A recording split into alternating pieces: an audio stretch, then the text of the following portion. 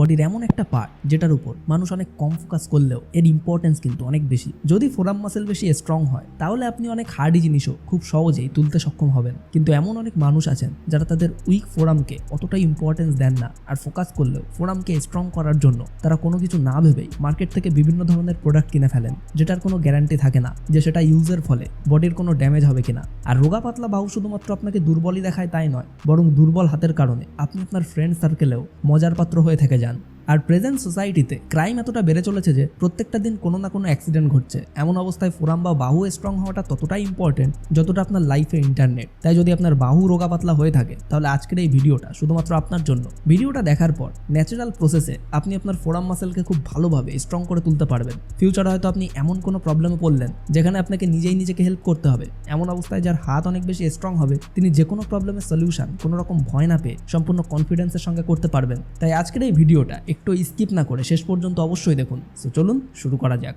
তো এই ভিডিওতে দুটো জিনিসের উপর ফোকাস করা হয়েছে। অ্যাট ফার্স্ট এই ভিডিওতে এমন কিছু এক্সারসাইজের সম্পর্কে জানাবো যে এক্সারসাইজগুলো আপনি যে কোনো জায়গায় বসে খুব ইজিলি করতে পারবেন। আর সেকেন্ডলি এমন কিছু ফুড সম্পর্কে আপনাদের সঙ্গে ডিসকাস করব যার সাহায্যে খুব সহজেই আপনার বডি মাসেল গ্রো করতে শুরু করবে। বাট প্রবলেম হলো যে অনেক মানুষ এই দুটো কন্টেন্টকে সঠিকভাবে তাদের ডেলি রুটিনে অ্যাড করে উঠতে পারেন না। বাট ডোন্ট ওয়ারি, যদি আপনি এই ভিডিওটা এন্ড পর্যন্ত দেখেন এবং এন্ড পর্যন্ত বলা সমস্ত কিছুকে খুব ভালোভাবে বুঝে শুনে ফলো করেন তাহলে আপনিও খুব ভালোভাবে আপনার হ্যান্ড মাসেলকে গ্রো করে তুলতে পারবেন। তো সবার প্রথমে আপনাকে হাতের এক্সারসাইজের উপর ফোকাস করতে হবে। যত বেশি রিস্ট এক্সারসাইজ করবেন আপনার হাত তত বেশি স্ট্রং হতে শুরু করবে। আর যদি আপনি একবার এক্সারসাইজকে হ্যাবিটে পরিণত করতে পারেন তাহলে ভাই ফিউ উইকের মধ্যেই আপনার বাহু এতটা স্ট্রং হয়ে উঠবে যে আপনার যে সমস্ত ফ্রেন্ডস আগে আপনাকে নিয়ে হাসাহাসি করতেন তারাই তখন আপনার প্রশংসা করতে করতে হাঁপিয়ে উঠবেন। আর এই এক্সারসাইজগুলির মধ্যে সবার প্রথমেই আসে নাম্বার 1 রিস্ট সার্কেল এক্সারসাইজ।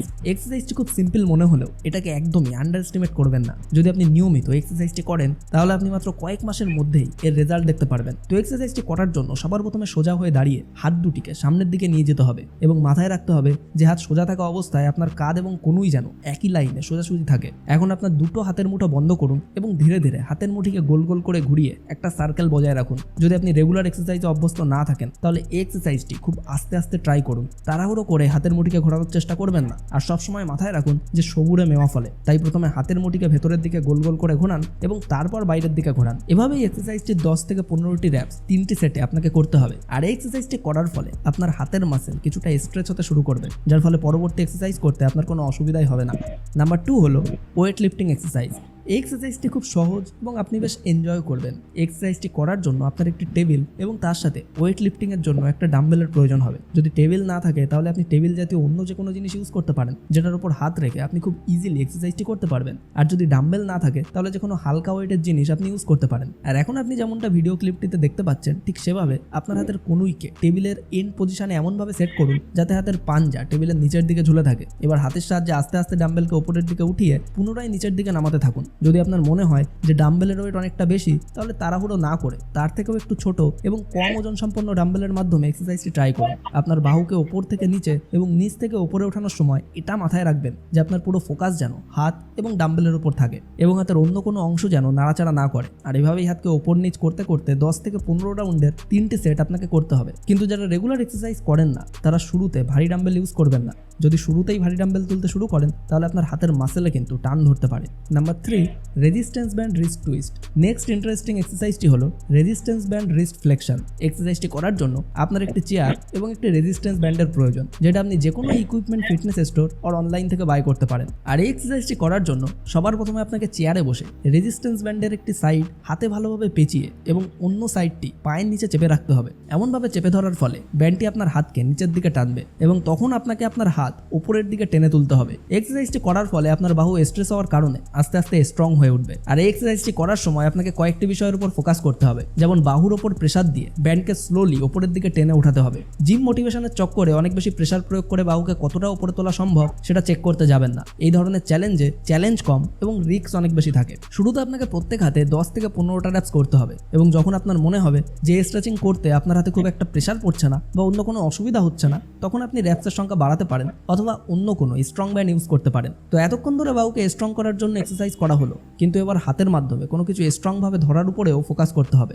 বাহু স্ট্রং হওয়া যতটা ইম্পর্টেন্ট, হ্যান্ড গ্রিপকেও স্ট্রং করে তোলা ঠিক ততটাই ইম্পর্টেন্ট। তাই এক্সারসাইজটি করার জন্য আপনার হ্যান্ড গ্রিপ স্ট্রেংথনারের প্রয়োজন হবে, কিন্তু যদি আপনি এটা ম্যানেজ করতে না পারেন তাহলে এর বদলে আপনি সফট জেল বলও ইউজ করতে পারেন। সবার প্রথমে আপনাকে এই টুলটি হাতের মাধ্যমে ভালোভাবে ধরে খুব স্লোলি ভেতরের দিকে পুশ করতে হবে। তাই প্রথম দিনই এক্সারসাইজটির উপর বডির সমস্ত প্রেশার ক্রিয়েট করবেন না। ইকুইপমেন্টটি আপনার হাতে নিন এবং স্লোলি ভেতরের দিকে পুশ করে 2 থেকে 3 সেকেন্ড পর্যন্ত পজিশনটাকে হোল্ড করুন এবং স্লোলি আগের পজিশনে ফিরে আসুন। আর ঠিক এরকমভাবেই অপোজিট হাতেও ট্রাই করুন। মাথায় রাখবেন, এক রাতেই আমের আটি থেকে কিন্তু গাছে পরিণত হয় না। তাই এটা সবসময় মাথায় রাখতে হবে যে ওয়ার্কআউটে টাইম মেনটেন করাটা মোস্ট ইম্পর্টেন্ট। সো এতক্ষণ ধরে যে এক্সারসাইজগুলো সম্পর্কে আলোচনা করা হলো সেগুলো ডেলি রুটিন মেনটেন করে ফলো করার ফলে এক্সারসাইজগুলো আপনার কাছে খেলা হয়ে উঠবে। তাই খেলার চলে ফোরাম এক্সারসাইজ মানে wrist circle, weight lifting exercise, resistance band, wrist flexion এবং হ্যান্ড গ্রিপ এক্সারসাইজগুলোকে আপনাকে 1 বাই 1 করতে হবে। কিন্তু ওপরের এই সমস্ত এক্সারসাইজগুলো করার আগে বডি মাসেলকে রিল্যাক্স করার জন্য অথবা মাসেলে যাতে কোনো রকম টান না ধরে তার জন্য আপনাকে কিছু ইজি এক্সারসাইজও করতে হবে।